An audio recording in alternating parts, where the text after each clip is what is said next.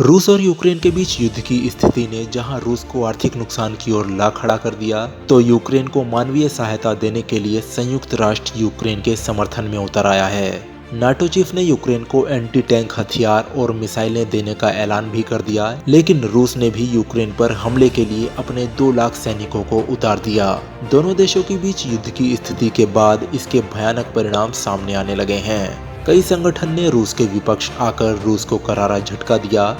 अंतर्राष्ट्रीय ओलंपिक समिति के बाद अब रूस को फीफा फुटबॉल लीग समिति ने भी रूस के खिलाड़ियों पर अंतर्राष्ट्रीय प्रतिबंध लगा दिए हैं। इस साल नवंबर-दिसंबर में कतर में फीफा वर्ल्ड कप होना है, जिसके लिए रूस के खिलाड़ियों ने अब तक वर्ल्ड कप के लिए क्वालिफाई नहीं किया था। उन्हें मार्च-अप्रैल में फीफा वर्ल्ड कप क्वालिफायर खेलना था, लेकिन रूस की राष्ट्रीय टीम फीफा के अगले आदेश तक किसी भी टूर्नामेंट में नहीं खेल सकेगी। अमेरिका ने रूस के केंद्रीय बैंक के साथ सभी लेन-देन पर भी प्रतिबंध लगा दिए हैं। संयुक्त राष्ट्र महासभा की बैठक में यूरोपीय संघ के प्रतिनिधि ने कहा, हम रूस से अंतर्राष्ट्रीय कानून का सम्मान करने का आह्वान करते हैं और रूस से शांति कायम करते हुए युद्ध को तत्काल रोकने को कहा जाता है। स्थिति अभी साफ नहीं हुई है कि इस युद्ध में दोनों देशों के बीच कितना जान माल का नुकसान हुआ है। साथ ही अंतर्राष्ट्रीय सभा यूरोपीय यूनियन का यूक्रेन के समर्थन में अपने हथियारों को देना रूस को चिंतित कर रहा है। यूक्रेन संकट को लेकर संयुक्त राष्ट्र महासचिव एंटोनियो गुटेरेस ने यूएनजीए की आपातकालीन बैठक में कहा, बढ़ती हिंसा के परिणाम स्वरूप नागरिकों की मौत हो रही है। बहुत हो गया, सैनिकों को बैरकों में वापस जाने की जरूरत है। नागरिकों की रक्षा की जानी चाहिए।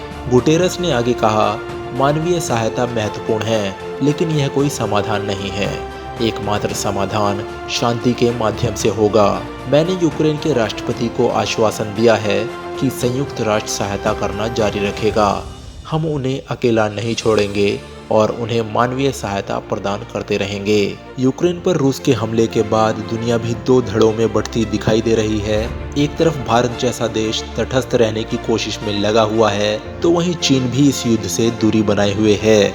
इसके अलावा अमेरिका, ब्रिटेन, फ्रांस, जर्मनी जैसे पश्चिमी और यूरोपीय देश खुलकर रूस के सामने आ गए हैं। कई देशों ने तो यूक्रेन को सैन्य हथियार भी मुहैया कराना शुरू कर दिया है। संयुक्त राष्ट्र महासभा यूएनजीए ने एक प्रस्ताव को मंजूरी दे दी है, जिसमें रूस से यूक्रेन में युद्ध को रोकने और सभी सैनिकों को वापस लेने की मांग की गई है और इस पर प्रस्ताव पारित किया गया है। इसके पक्ष में 141 वोट पड़े, जबकि भारत समेत 35 देशों ने इससे दूरियां बनाई रखी। लेकिन एक बात और देखने को मिली, हर बार पाकिस्तान अपनी हरकतों से बाज नहीं आता।